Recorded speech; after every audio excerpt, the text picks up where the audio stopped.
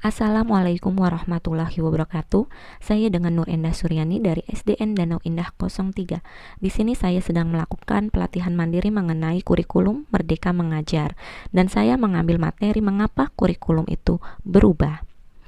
Di sini kita akan belajar mengapa sih kurikulum itu berubah dari tahun ke tahun. Sebelumnya, saya akan menanyakan kepada kalian semua, apakah di sini sudah mengerti apa yang dimaksud dengan kurikulum? Kurikulum adalah apa? Apakah sudah paham? Sebelum ke pengertian kurikulum, kita dapat melihat perkembangan kurikulum dari zaman tahun per tahunnya, di mana kurikulum itu dapat dirubah ya, dapat berkembang. Karena kurikulum itu dapat berubah, maka dapat disimpulkan bahwa kurikulum itu merupakan panduan pembelajaran pada satuan pendidikan. Satuan pendidikan itu dapat disebut dengan sekolah.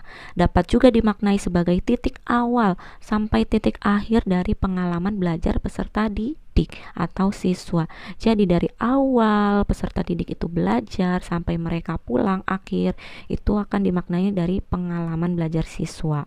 Kurikulum itu kompleks ya, artinya luas dan multidimensi, dapat berubah-ubah dimensi sesuai dengan dimensi perkembangan zaman. Kurikulum itu dapat diibaratkan sebagai jantungnya pendidikan. Jadi kalau jantungnya ini sudah kuat, kokoh, tegap, pasti pendidikannya juga itu bakalan bagus, bakalan sukses ya. Makanya disebut sebagai jantungnya pendidikan. Sudah paham ya mengenai pengertian kurikulum. Nah, di sini ada peran kurikulum seperti sebelumnya, yaitu sebagai pedoman dan acuan dalam pembelajaran. Nah, pentingnya perubahan kurikulum ya. Jadi kurikulum itu berubah tuh sangat penting, yaitu untuk menyesuaikan dengan kebutuhan peserta didik dan perkembangan zaman. Dari zaman yang dulu, misalkan hanya buku saja, papan tulisnya hitam, sekarang anak-anak bisa mendapatkan pendidikan dari internet, gadget dan lain sebagainya. Ya, kurikulum yang baik adalah kurikulum yang sesuai dengan zamannya. Ya, kalau zamannya berkembang, berarti kurikulumnya juga harus yang berkembang dan lebih bagus. Dan tentu dikembangkan dan diadaptasi sesuai dengan konteks dan karakteristik peserta didik. Demi membangun kompetensi sesuai dengan kebutuhan mereka kini dan masa depan. Jadi, bermanfaat untuk masa kini dan masa yang akan datang. Fungsi kurikulum itu untuk memandu proses belajar peserta didik. Nah, mungkin kan tadi kurikulum itu dapat berubah-ubah, sama seperti halnya dengan cita-cita anak.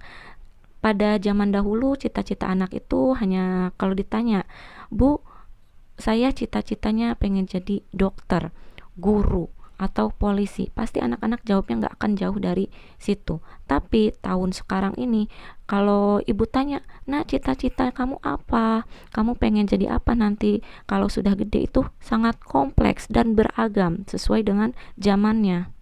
Ada yang pengen jadi penari, ada yang ingin jadi ustadz, pencak silat, model, sepak bola, pelukis, bahkan ada yang pengen jadi influencer, youtuber, instagramable, tiktokers, dan lain sebagainya ya. Ada yang pengen jadi artis, pelawak. Jadi itu cita-cita anak aja tahun ini kalau guru menanyakan kepada mereka udah berbagai macam ya.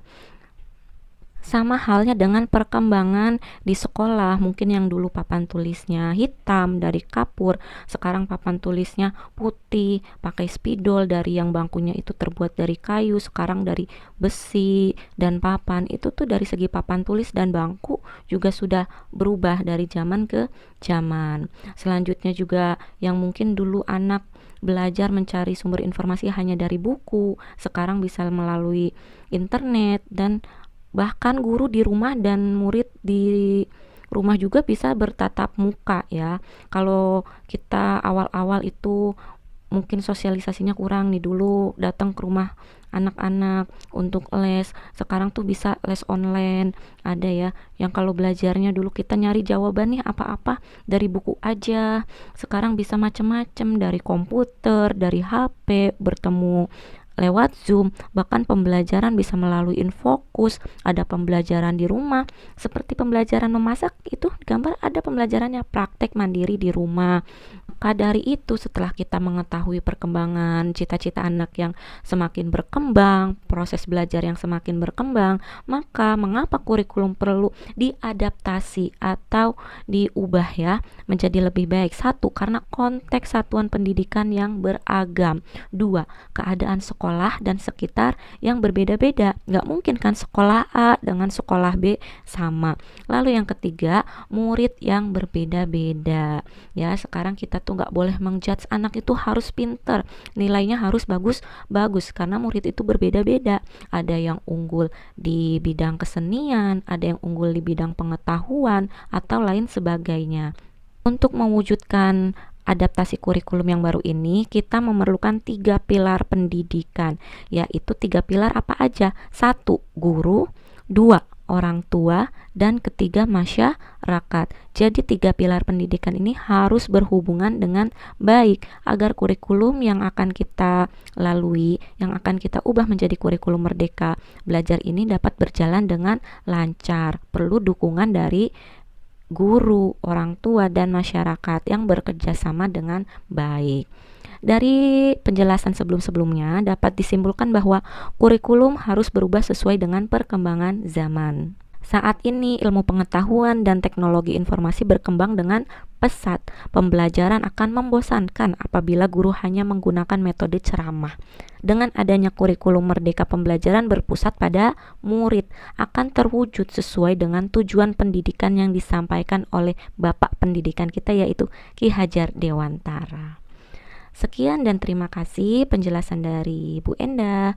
Selanjutnya kami di sini meminta tolong untuk mengklik link deskripsi atau bisa juga mengklik link yang ada di komentar, ada di paling atas. Itu diklik aja, nanti diisi setiap pertanyaan yang sudah ditampilkan dengan benar. Kalau nggak benar juga nggak apa-apa, yang penting bisa mengisi ya. Terima kasih, sekian dari saya, Ibu Enda. Wabillahi taufiq wal hidayah. Wassalamualaikum warahmatullahi wabarakatuh.